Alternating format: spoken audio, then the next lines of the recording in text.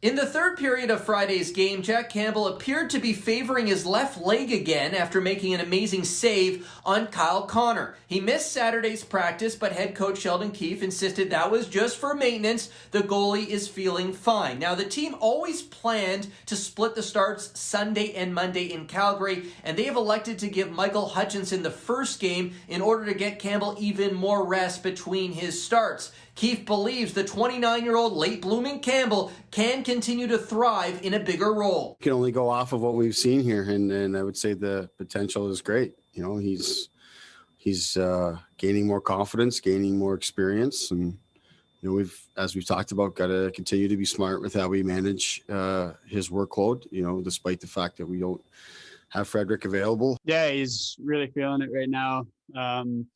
He's calm, composed in the net, and he's just an athletic guy. So he's able to make some saves that not a lot of guys can, and it's fun to watch him out there right now. I think just his confidence. I think he's seeing the puck really good.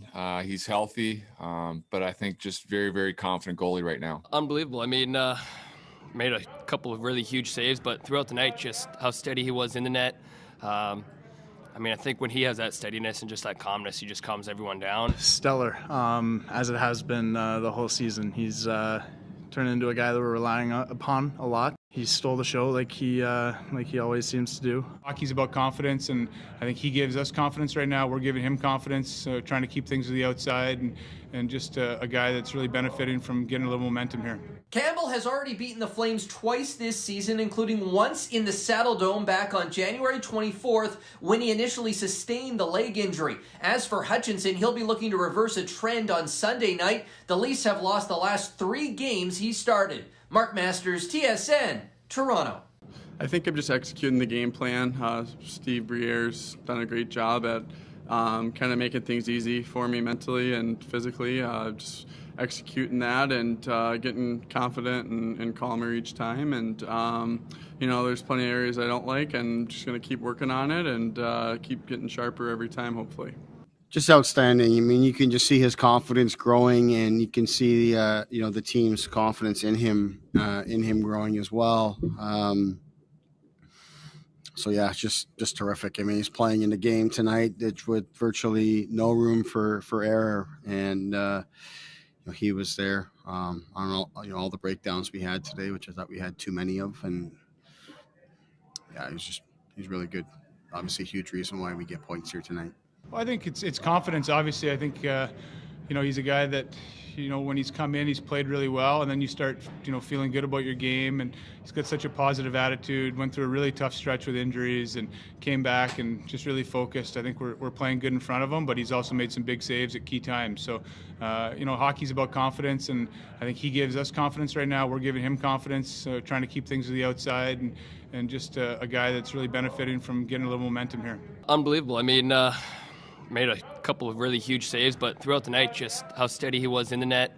I mean, I think when he has that steadiness and just that calmness, he just calms everyone down. And I think we relied on him a little too much, but I mean, he was unbelievable both these games, and that's a big reason why we won both. Stellar, as it has been the whole season. He's turned into a guy that we're relying upon a lot, and he's showing up every day so far. So definitely could have given him a little more help tonight, but he stole the show like he always seems to do. Yeah, going forward, and need to help him out a little bit more. But he's helping us out a lot more than we can ask for so far, and hopefully he can keep it going.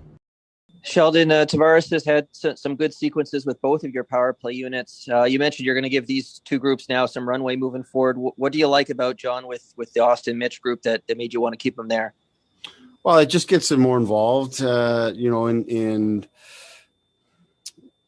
you know, John had a lot of success with us playing in that role, and as much as we have, you know, gone to 2 units, we want 2 units to be competing. We thought that was successful for us early in the season. We've essentially just swapped out Thornton and Tavares for those spots on the unit with Matthews and Marner and Simmons.